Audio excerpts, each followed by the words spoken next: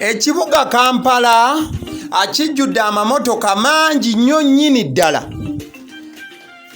agalina agiwandigenze maaso n'okubanga oyita customized number plates oba number plate ezo eziriko amannya gaabo bannannyini mamotoka ago. Wabula obanga obadde otambula eggwanga ebiseera ebisinga mu Kampala muno gye buvuddeko wagendanga maaso n'okubanga osanga emmotoka ennungi ennyo emmotoka zino nga zitemya ng'omuntu, wabula nga zagenda maaso n'okubanga ziwandiikibwako ku number plate zaazo erinnya erimanyiddwa nga NASA. Era number plate z'emmotoka zino zibadde wogendanga maaso n'okuba nti ozekkaanya bulungi nnyo nnyini ddala. Mwana mulenzi ono ng'ezimu ateekako NASA, ewala n'ateekako NASA 1, ewala n'ateekako NASA 2, NASA 3 okusinziira ku muwendo gw'emmotoka gy'aba agenze maaso n'okuba nti atuulamu olunaku olwo lw'aba agenze maaso n'okuba nga yeetaaga oba lw'aba agenze maaso n'okuba nga ayagala. Mwana mulenzi oyo abadde nga ne number plate ezo oba n'emmotoka ezo ezinyirira ng'omuntu abadde agenda maaso n'okuba nti yeeyita erinnya erya Don NASA. Era ng'erinnya lya Don abadde talondalonde wantu wonna, wabula ng'agenda maaso n'okuba nga alikozesa olw'ensonga ekiyitibwa akasente akabadde akalina. Akasente mwana mulenzi ono Don NASA abadde akalina, era nga bw'ojjukiramuko gye buvuddeko mwana mulenzi ono Don NASA yagenda maaso n'okuba nti waliwo ne artist ate nga si muyimbi omu yekka abagenda maaso n'okuba nga bamukubira obuyimba obw'enjawulo, nga bagenda maaso n'okuba nga bamusuuta, nga bwe yagenda maaso n'okuba nga afuna ssente n'aziweza. Mwana mulenzi ono Don NASA amannya ge amatuufu ye NASA Nduhukire.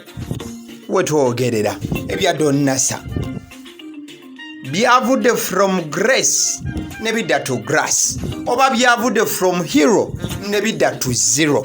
Bitya mwana mulenzi Don NASA abadde n'obutitimbi bw'ensimbi n'amamotoka agatokomoka, yandikanga agenze ku kalabba singa emisango gigenda maaso n'okubanga gimukka muvi. Mwana mulenzi Don NASA gwe mbadde ngenda maaso n'okubanga nkugambako n'enkunyonyola nti amannya ge ye NASA Nduhukire yagenze maaso n'okubanga akwatibwa n'agombebwamu obwala, wabula bwe bamukwatidde teyabadde mu ggwanga lya Uganda olw'ensonga nti abadde yagenda maaso n'okubanga ayotta omusubi. Mwana mulenzi ono abadde yabinnyika dda mu nsuwa, era ng'eggwanga lya Uganda limuunyira ziizi olw'ensonga nti wabaddewo abaagala okuba nti bamugombamu obwala, wabula gye byakkidde nga bo be bagenze maaso n'okuba nga bali victorious oba nga be bagenze maaso n'okuba nga bawangula, olw'ensonga nti mwana mulenzi ono abadde yabaddukako ne sekudduka yina, wabula wetwogerera ekifaananyi kyogenda maaso n'okuba nga olaba abadde mu kaguli.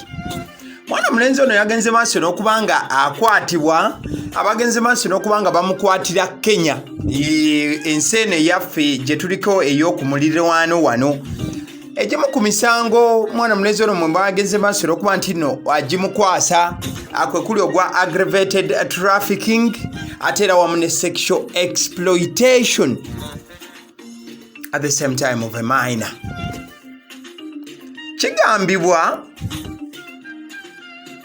Kigambibwa omwezi gwa June omwaka guno gwe tulimu ogwa 2024 poliisi yatandika okubeera ng'ekola okunoonyereza ku mwana mulenzi ono Don NASA wamu ne mwana mwala asimbiddwa naye mu kaguli amanyiddwa nga Promise Gatete. Waliwo n'omwana omuwala omuto ow'emyaka 16 nga naye bagenda maaso n'okuba nga bamuyingiza ebintu ebiyinza okuba nti byesitaza oba nga binakuwaza. Okusinziira ku biriwo, mwana mulenzi ono Don NASA yagenda maaso n'okuba nga ayita akaana akawala akatannamanyika era tewandyetaaze kuba nti nno kimanyikibwa, wali ku Tagore apartment ku Acacia Mall ekigambibwa nti omwana oyo yagenda maaso n'okubanga traffickingibwa paka Kito mu Kira division gye bagenda maaso n'okubanga bamala ennaku 3 bweddu wabula nga bagenda maaso n'okuba nti bakola ebikolwa omwana oyo byabatagwanidde kubanga ayingiramu naddala ku myaka emito bwe giti oba emyaka emito bwe gityo. Wabula oluvannyuma lw'abazadde okuba nti no bamanya ekintu Don Nassar kye yali agenze maaso n'okubanga akola bazikubamu ne zaaka, era ng'omuzadde omulala yenna bwe yandigenze maaso n'okubanga akola era bo kye bagenda maaso n'okubanga bakola kwe kuddukamu b'amateeka ne bagenda maaso n'okubanga beekubira enduulu wakati mu maziga ge baalimu era nga bagenda maaso n'okubanga beewuunya Don Nassar embeera gye yali agenze maaso n'okubanga atuusaawo ku mwana waabwe. Byannaku binakuwaza. Mukadde ako apoliisi nga bagenze maaso n'okubanga bagibagulizaako teyagenda kubanga egenda maaso n'okubanga erinda agitemyako abeere wambazi. Poliisi yasitukiramu ng'eyatega ogw'ekyayi negenda maaso n'okubanga esaggula buli wamu mu ggwanga nyaffe Uganda. Wabula mwana mulenzi Don Nassar yali yabalabuukiridde nga yabiwulidde dda nti yandibanga anoonyezebwa. Ono kye yakola kwe kubanga adduka eggwanga nyaffe Uganda era poliisi ebyokuba nti no bamugombamu obwala wano mu Uganda ebyo byagenda maaso n'okubanga bibalemerera. Wabula nga womanyi nti munnanga omusango bagamba teguvunda, wiikendi eno mwana mulenzi ono yagenze maaso n'okubanga agombebwamu obwala.